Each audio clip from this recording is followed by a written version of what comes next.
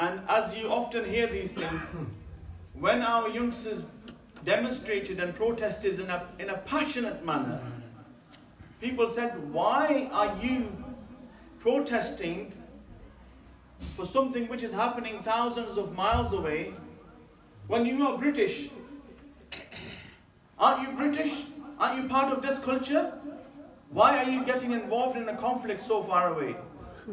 And the answer is this: before we are British, before I am my father's son, and before I am my brother's brother, before I am my sister's brother, and before I am the husband to my wife, I am from the ummah of Rasulullah sallallahu alaihi wasallam. My first and foremost identity, what defines me, is not where I was born, not the skin color that I have inherited, not the dress code I am wearing, not the language I am speaking. What defines me is that my master lies in Madinatul Munawwara, and I am from the ummah of Rasulullah sallallahu alaihi wasallam, and I belong to the ummah, and every single person in this ummah is my brother and my sister and my elder. And whether that person be in the far east or the far west, or the north of the world or the south of the world, in the most remote corner of the world, if that brother, if my Muslim brother is oppressed, if my Muslim brother is targeted and suppressed, then I shall stand up, then I shall raise my voice, because that is my family. Our identity, we often say we are British Muslim, we are British Muslim. Grammatically that may be correct, but we are Muslim first. We are Muslim first, and then we are British, then we are Pakistani, then we are from Bangladesh, then we belong to a certain family.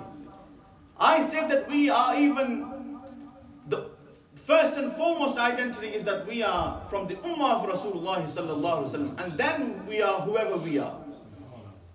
On the day of Arafat, when we perform Hajj, we leave our clothes, we leave our dress codes behind, we leave all the identities behind, and we just dress up in 2 sheets of white clothing to demonstrate what?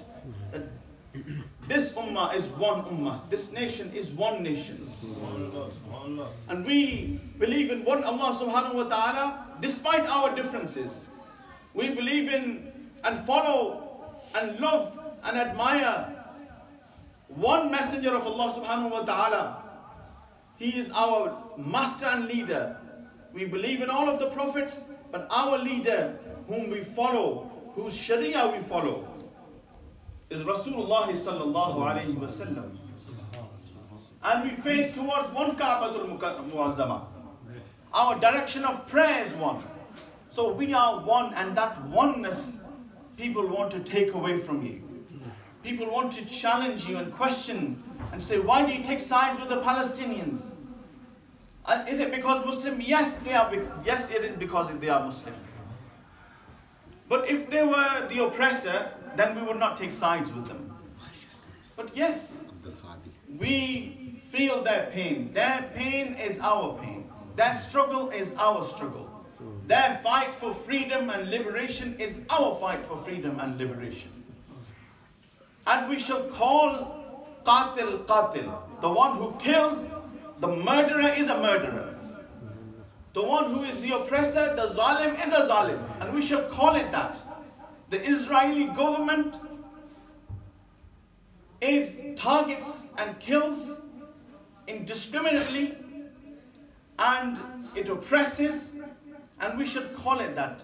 The British government has been very vocal, and the ministers have been very vocal in defending and saying, well, you cannot say anything which is anti-Semitic, and we have had a rise in anti-Semitism. And anti-Semitism is when you speak out against the Jewish community because of their faith. And you treat them in a different manner because they were oppressed, and 6 million Jews were horrifically martyred, were horrifically killed. They were murdered, I should say. So therefore, the Western culture and the entire world is very sensitive, and rightly so. Any nation which is oppressed, any nation which is killed and targeted, the entire world should protect them and protect their sacredness and protect their lives. So why is anti-Semitism such a big issue, and why is Islamophobia not such a big issue? Muslims are undergoing harsh treatment and double standards have been shown in the media and the government.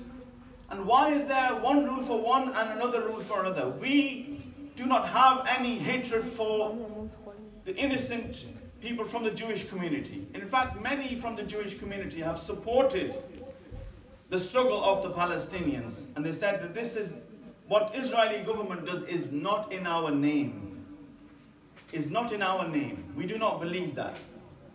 So we have nothing, absolutely nothing against the Jewish community. We live side by side with them, and in the land of Palestine for hundreds of years, Muslims lived side by side with the Jewish community.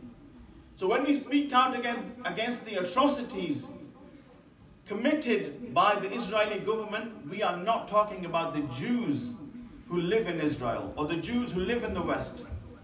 We are talking about a Zionist group, a particular political group whose aim is to occupy, who is an illegal occupier of East Jerusalem and the West Bank and Al-Masjid Al-Aqsa. And the world knows this, and the world has on many occasions condemned these actions. And the government which inputs settlers and takes out the residents of Palestine who have lived there for hundreds of years and uproots them and just throws them out, evicts them from their homes. Any sane person, any rational person is against that. So let it be clear that we the Muslims are not anti-Semitic. In fact, the people of Palestine gave refuge to the Jews of Europe when they were targeted and killed post-Second World War. They gave them a home and pre-Second World War. They gave them shelter, they gave them houses, they welcomed them. But unfortunately, the powers that be at the time, including the British Empire, decided that that land should be given to the Zionist group.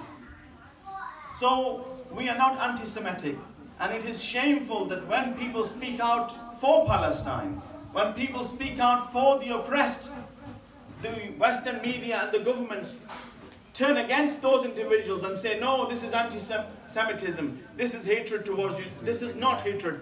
If that was hatred towards Jews, you would not have rabbis and religious Jews, Orthodox Jews, who are dressed up and whose physical presence shows that they are religious, standing with the Palestinian protesters. You would not have them throughout the world.